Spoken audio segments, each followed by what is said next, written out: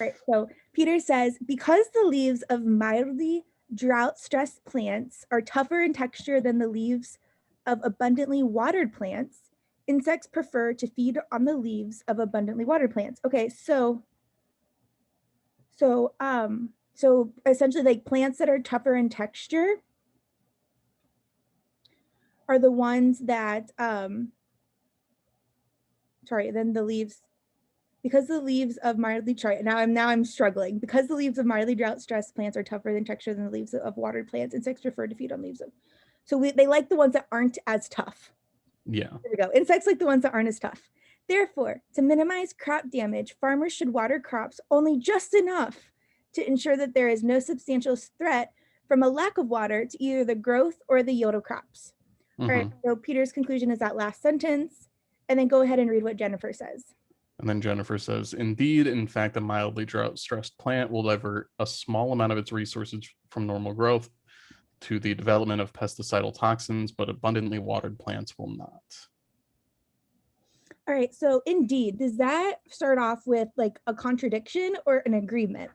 It's an agreement. It's clearly trying to benefit So Peter's far, argument yep. in some way. And then in fact, so we're going on to that and we're saying mildly drought-stressed plants actually divert a small amount, take some of its resources from the normal growth of pesticidal toxins, but abundantly plants will not what? Will not divert a small amount of the resources away from normal growth for Yes. those toxins. So whenever it says Jennifer's comment is related to Peter's, what's your prediction here of what does Jennifer do? So my initial answer to this question was that I had picked A. It offers information that supports the claims that Peter is making in his argument. Okay, I want you first though to tell me your prediction. These are like if I'll do this one. So Jennifer, I would say Jennifer's agreeing with his conclusion by offering more reasons why we have that conclusion. These ones are top-down questions. So that means that we have to stay between the lines. Can you see what words makes A wrong? I'm going to say that it's supporting the claims that Peter makes in his argument. I'm thinking that's, yeah. Each. It's too strong. Like we don't offer support for every single claim that Peter makes. Yeah. So that one word makes that answer wrong. Gotcha. All right, what about B? Supports Peter's argument by supplying a premise that without which Peter's conclusion cannot be properly drawn. I don't think that's true because the claim is properly drawn without that information. It's supplementary. Yes. This is like Jennifer's premises are not needed for our conclusion, for Peter's conclusion to be true. Yeah. Excellent.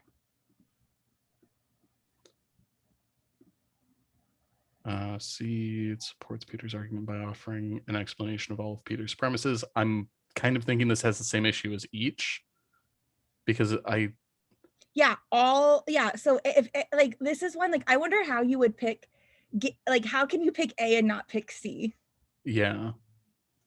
Admittedly, I can actually, if I pull up my notes, I think those were the two that I was stuck between. And at that point, when they're that, I'm like, there's not even a difference between that. I feel like neither of these can be right. Yeah, I literally had A or C, and I was stuck with that because with each and all, like he really didn't have multiple claims, so I thought it being over inclusive might not be a problem, but it's yeah. So let's see. D, it supports one of Peter's premises, although it undermines his conclusion. Doesn't do that because I don't think it's undermining it. Excellent. So that leaves it with E. And so why is this one right? Supports the conclusion by offering an independent grounds for the conclude. I mean, it's the independent grounds because nothing that Jennifer brought up is something that Peter had brought up in his initial. Yeah, we just bring in, we bring in, this goes back to our prediction, we bring in new information to support, or new premises to support Peter's conclusion. So she's just adding on. Excellent.